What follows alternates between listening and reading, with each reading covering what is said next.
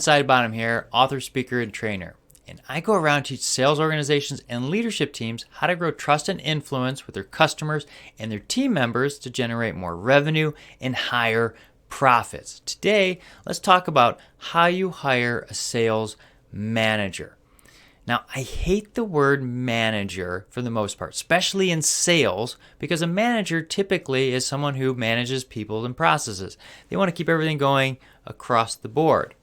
Well, in sales, we will actually want them to go that way, right? We want them to increase sales. So I often say, hey, you can hire a manager, but why not find a sales leader, like a team leader? We want someone who's going to lead our guys or our gals. We want them to move them forward and grow and invest. So when we're looking out to hire somebody, we need to be looking for somebody who's going to consistently want to add value, right?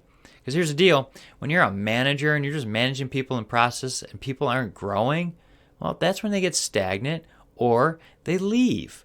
Well, then you got to hire more salespeople in and you got to onboard them and you got to do more training and you're constantly doing this over and over again and you're really not getting anywhere. If you constantly invest and invest and invest, well, it's kind of like compound interest. If everybody stays and they keep getting sharper and sharper, well, guess what? It starts going like this. And it's like a really steep curve as the time goes on, and you really start increasing your sales and output. So we need somebody who is going to be a heart of a teacher and invest in their teams. Now, when you're asking questions, ask them, well, if you're going to manage these people or grow these people or lead these people, what does that look like to you? And hopefully they're saying, hey, we're going to do some kind of trainings at least once a year. I need to budget in there for my teams to come together. It's going to build collaboration with the team and relationships so they all get to know each other. But they're going to bring people in to add tools to our toolbox, to our sales process. If you don't have a sales process, reach out. I'll help you with that. But you need to be someone who is constantly growing the team. So they got to be able to invest and bring in other perspectives to help the team grow. Should also be somebody who's going to focus the team in on doing collaboration after these trainings and do debriefs to focus in on what we're learning, how we're learning, and what we can apply to our sales process. What tools can we put in our toolbox? They need to be able to focus that team in and grow them and get them to collaborate. We also need somebody who's going to focus in and get our teams to sharpen each other by doing competitive analysis trainings. We need to have those people come in and train each other in our sales teams, and we need that leader to focus them in on what the objectives is and how they can compete with the competition. We need to know how to sell against them, what the competition's selling, what their language is, and someone who understands that concept of how we can defend and actually go out and outperform. But by doing all this, it's kind of like doing a debrief in sports where they go watch game film, or in the military where they actually do debriefs after missions to see what happened, how they can do stuff better, and get better, more efficient over time.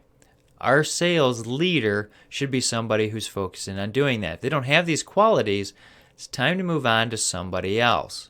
Because here's the deal, if they're not doing that, they're just going to manage people. Well, they're just there for a title at that point, and they're not going to add value to you, your organization, or your team. All right? Now, here's something else they should be doing. You can do the budget for one training a year, but we should also be supplemental. We need to have other kind of things to do, whether it's a podcast or a book, to keep investing in the team. What does that look like? Well, I've done probably 12 books a year for the last decade by reading 10 pages a day. That's right. I go through 10 pages a day, and in a month, there's about 30 days. You can do a 300-page book a month. Most business books and most sales books, including mine, are less than 300 pages. And you can go through it pretty quickly. And if you're starting out with your team, well, maybe they just do it once a quarter a book. But that way the team, and if you bring someone new in, it's easier for them to catch up, but you're not focusing on the whole book. You're just going over a small snippet for about 5 to 10 minutes every week during your weekly meetings to go over what we've learned, focusing on the positive stuff. But if we're going to have a sales leader, we need them to be focused on how they're adding value to the team. And these are some really good ways that they can do that. So when you're interviewing them, ask the questions of how they're going to invest in the team. What things are they going to do? And if you're not already doing this, make sure your team's already going through these kind of things already. So that way when the sales leader is hired, they can take this to the next level and grow them. That's what we need to be focused in on. And someone who has a heart of a teacher. Because again, people don't fire the organization, they fire their boss. So having someone who's got a heart of a teacher, they're going to be investing consistently in the team members and serving them to grow them. That's what you need out of a leader. All right? If you have any questions, feel free to reach out. If you like this video and was helpful, hit like, share, subscribe. Send it to somebody you think it might benefit. That's why I do these videos, is to help you. All right? We'll see you next time.